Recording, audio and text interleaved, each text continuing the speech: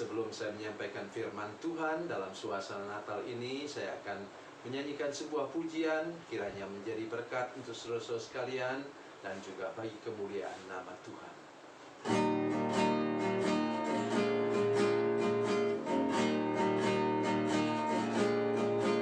Di sawah dan di ladang ku bekerja, di sana Yesus ada bersamaku.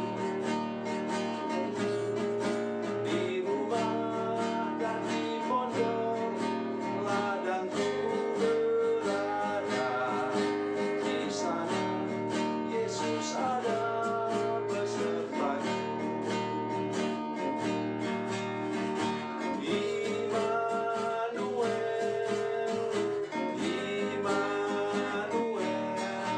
Yesus ada bersamaku. Di siang hari atau di gelap malam, di sana Yesus ada besertaku. Di bukit dan di lembah ku bekerja, di sana Yesus ada bersamaku. Di sungai dan di danau sana ku berada, di sana Yesus ada besertaku.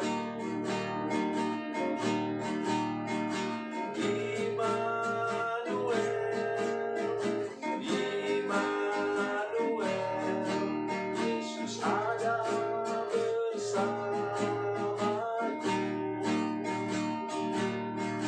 Di siang hari atau di gelap malam, di sana Yesus ada besertaku.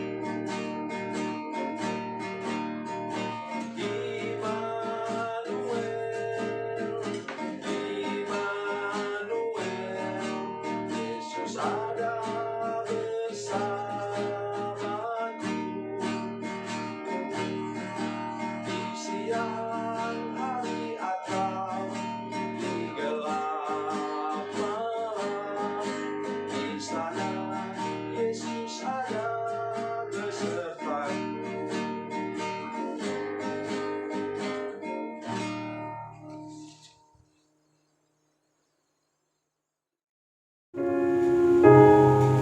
Salam saudara pemirsa, sampai jumpa kembali dengan kami dalam program Berita Pengharapan.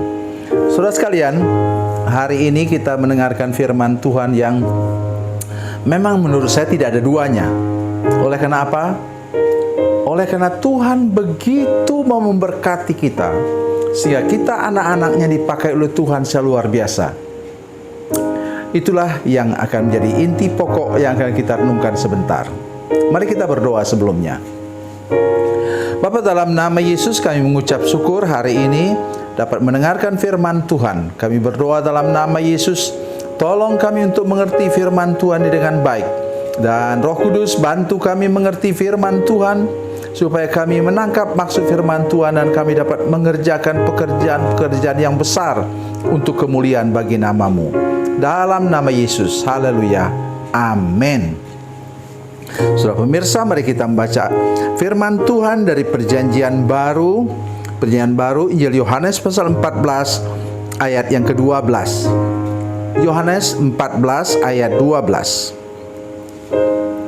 Demikian bunyi firman Tuhan.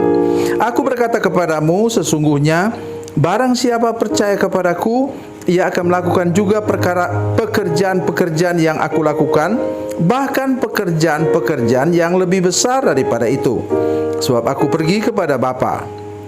Amin. Saudara pemirsa, ada banyak orang mengatakan bahwa ayat firman Tuhan ini seperti terlalu lebih. Mengapa? Siapakah yang dapat menyamai Yesus dalam kehidupannya? Menyamai pun tidak bisa. Tetapi kita belajar dari perjanjian lama, misalnya tentang Elia dan Elisa. Saudara sekalian, ketika Elia mau naik ke surga, maka Elisa katakan, berikan kepada saya 2 bagian rohmu. Dalam bahasa yang lain dikatakan double portion. Dan benar, Elia mengerjakan 7 mujizat besar. Dan Elisa mengerjakan 13 mujizat besar. Orang bilang, kurang 1 lagi. Dan sudah tahu, yang 1 lagi, ketika orang mau menguburkan orang mati, kemudian datang perampok menyerang mereka, mereka lemparkan itu mayat orang yang meninggal itu ke dalam gua. Ternyata itu kuburan Elisa. Begitu mayat itu menyentuh tulang-tulang Elisa, maka dia bangkit kembali. Itu sebabnya orang kemudian mengatakan, benar terjadi bahwa Elisa melakukan 2 kali lipat dari gurunya. Kekurangan dia hanya 1, dia tidak naik ke surga seperti tuannya. Saudara sekalian, hari ini kita akan belajar sesuatu yang menurut saya memang luar biasa. Oleh karena apa?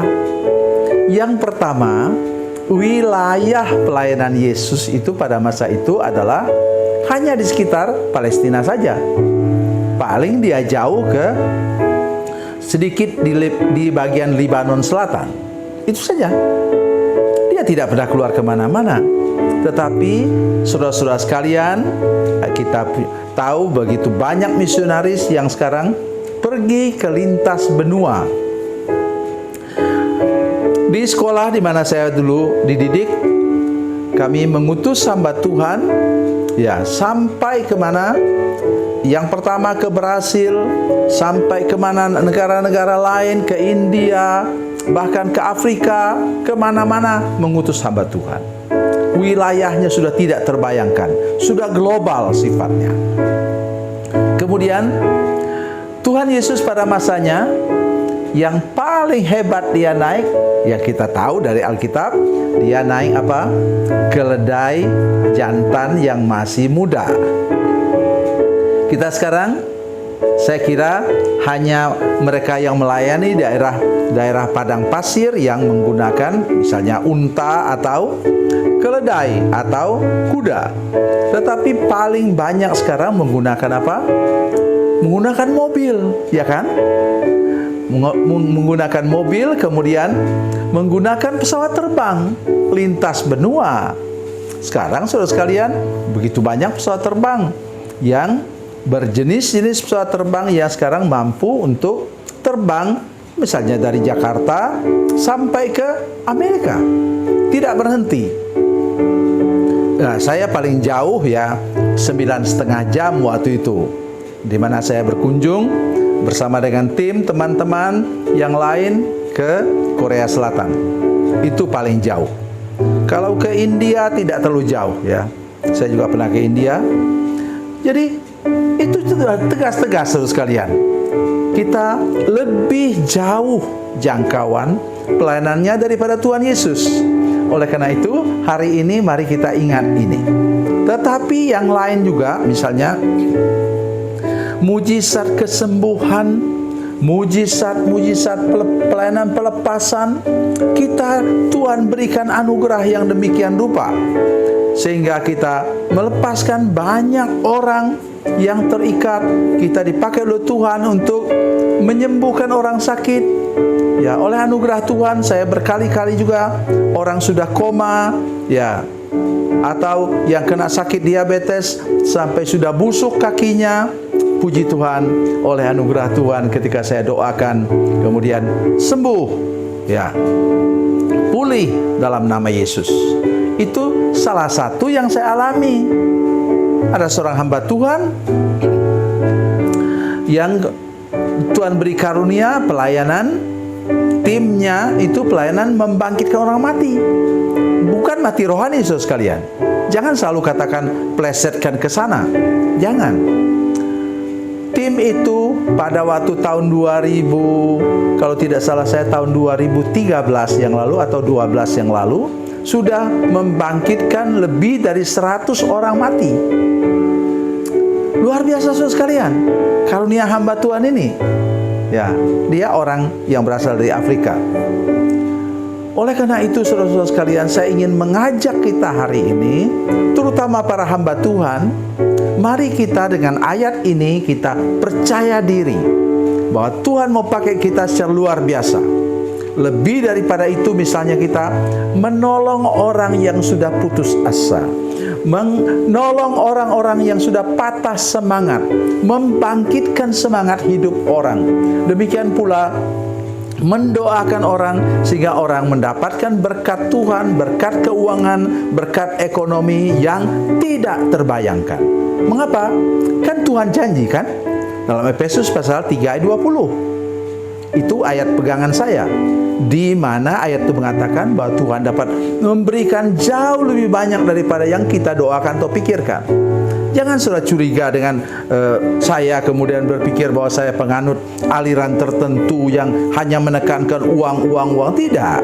Tapi maksudnya di sini, Tuhan berkuasa untuk menggunakan hamba-hamba Tuhan, termasuk saya dan saudara sekalian, para hamba Tuhan muda, untuk percaya diri bahwa Tuhan mau pakai kita sekarang bukan hanya di seputar tempat kita tinggal, tetapi kita sekarang dapat melayani sampai antar benua.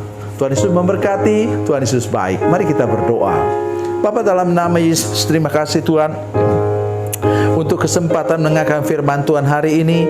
Tuhan menolong kami semua Tuhan, supaya kami mengerti bahwa Tuhan memakai kami lebih luas, lebih jauh, lebih hebat daripada apa yang Tuhan pernah lakukan di dunia ini. Karena Tuhan sudah memberikan firman Tuhan ini hari ini kepada kami. Berkati semua hamba Tuhan yang mendengarkan firman Tuhan ini, supaya kami semua berlomba-lomba untuk mengalami mujizat dan keajaiban daripada Tuhan yang sangat hebat, sangat luar biasa. Terima kasih Tuhan. Dalam nama Yesus, haleluya. Amin.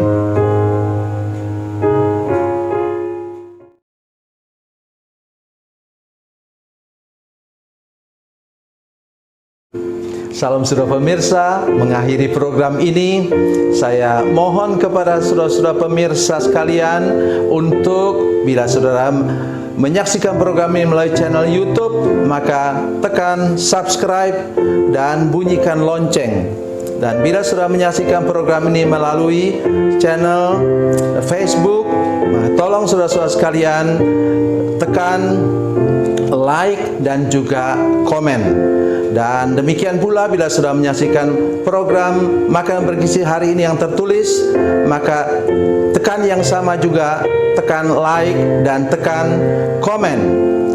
Dan tolong saudara-saudara sekalian untuk membagikan program ini, share program ini di channel saudara-saudara sekalian, supaya lebih banyak lagi orang diberkati melalui program ini.